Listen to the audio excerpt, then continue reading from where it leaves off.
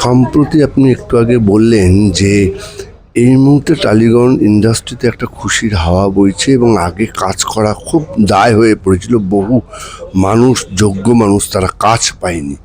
আজকে সেই হাওয়াটা কাজের পক্ষে চলে এসছে, কি বলবেন? মনে হয় আমরা তো আগেও বুঝতে পারিনি যে এগুলো এরকম ঘটনা চলছে। অনেক পরে বুঝতে পেরেছি, যখন বুঝতে পেরেছি তখন টু লেট। আমাদের পুরো ইন্ডাস্ট্রিটাই নষ্ট হয়ে গেছিল, এখন আবার চেঞ্জ হয়েছে। দেখা যাক, আমরা আশা করছি এখন ভালো থাকবো। শোনা যায় স্বরূপ বিশ্বাস এবং অরূপ বিশ্বাস পুরো ইন্ডাস্ট্রিটাকে কায়েম করে নিয়েছিল এবং তাদের পছন্দের লোকই কাজ পাবে, অন্য কেউ পাবে না, এরকম আমরা দেখেছি। অনেক যোগ্য ব্যক্তিও কাজ পায়নি, পুরনো যারা অভিনেতা ছিলেন তারাও পায়নি। আজকে সেই জায়গাটা মেকআপ ম্যান, মেকআপ যারা করতো তাদের কাছ থেকে টাকা নিয়েছে, যারা অভিনয় করতো তাদের কাছ থেকে টাকা নিয়েছে, যিনি প্রডিউসার তার কাছ থেকে টাকা নিয়েছে। সব জায়গায় এরকমভাবে করেছে। এইগুলো সব শোনা কথা। তো যাই হোক, এগুলো খুব অসুবিধেকর এবং শুনতে খুব ভালো লাগে না। আমরা যে সময় কাজ করে এসেছি সেই সময়টা সোনার যুগ ছিল, স্বর্ণযুগ, এবং সেখানে কোনো এইরকম দু নম্বরই কোনো ব্যাপার ছিল না। এখন আশা করছি বিজেপি এসেছে এবং বিজেপিদেরও কোনো দু নম্বরই কাজ থাকবে না। আমি এই জায়গা থেকে বলবো, রুদ্রনীল ঘোষ যখন এইখান থেকে জিতলো এবং ইন্ডাস্ট্রির দায়িত্ব নিল, একদম কড়া ভাষায় বলেছে রাজনীতি মুক্ত ইন্ডাস্ট্রি হবে, এখানে সবাই কাজ করবে, কি বলবেন?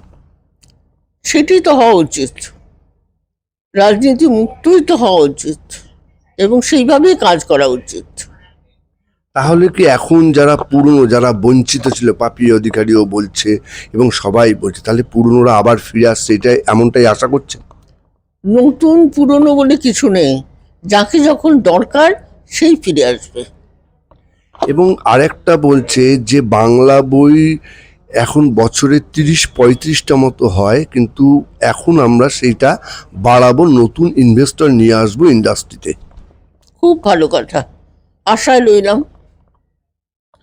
আপনাকে অতীতে উত্তম কুমারের নায়িকা, পরবর্তীতে চিরঞ্জিত, ভিক্টর, শতাব্দী, এদের মা, একদম একটা টানা একটা জার্নি এবং আজও অবধি আপনি পুরোপুরি অভিনয়ের মধ্যেই রয়েছেন। কিভাবে দেখছেন বিষয়টা? সৌমিত্র চ্যাটার্জিকে বাদ দিলেন, ঠিক আছে, সৌমিত্র চ্যাটার্জিও আছে, ছিলেন। তো এই সমস্ত ভালোই হয়েছে, সৌমিত্র চ্যাটার্জি মারা গেছেন, এই এখনকার অবস্থাটা তাকে দেখতে হয়নি। তো সেই দিক থেকে উত্তম কুমারও ভালো, তিনিও চলে গেছেন। তো এখন চলে যাবার দিন এসেছে ভাই, ভালো দেখে যেতে পারলে ভালো। আরেকটা বলবো, তাদের সাথে যখন অভিনয় করতেন উত্তম কুমার, সৌমিত্র, এখন হাল আমলের অনেক নতুন শিল্পী, তাদের সাথে কোনো ডিফারেন্স দেখতে পান যখন শর্ট দিতে যান, শুটিং করতে যান? এই সম্বন্ধে আমি কিছু বলবো না, বলতে চাই না, এই জন্য এটা যার যার ব্যাপার।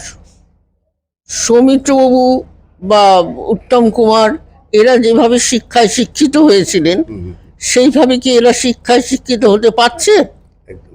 তবে এই এই যে বলছেন যে সম্প্রতি দেখেছি প্রসেনজিৎ চট্টোপাধ্যায় বলছে যে সিনেমা হল সিঙ্গেল স্ক্রিন আরও বাড়াবো, সেই মতো একটা দায়িত্ব নিচ্ছে এবং সিঙ্গেল স্ক্রিন বাড়লেই দর্শক আরও বাড়বে। আপনি কি বলবেন বিষয়টায়?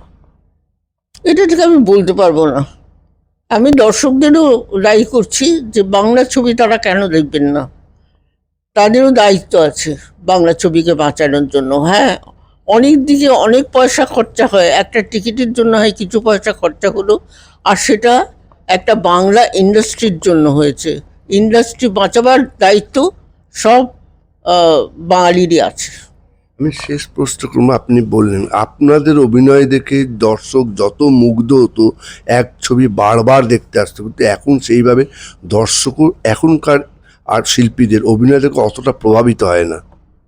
সেখানে চেষ্টা করতে হবে, শিল্পীদেরও চেষ্টা করতে হবে, যারা ছবি করছেন তাদের ভাবতে হবে দর্শকদের কি ভালো লাগে, সেইভাবেই করতে হবে। অনেক অনেক ধন্যবাদ দিদি আপনাকে, অনেক অনেক।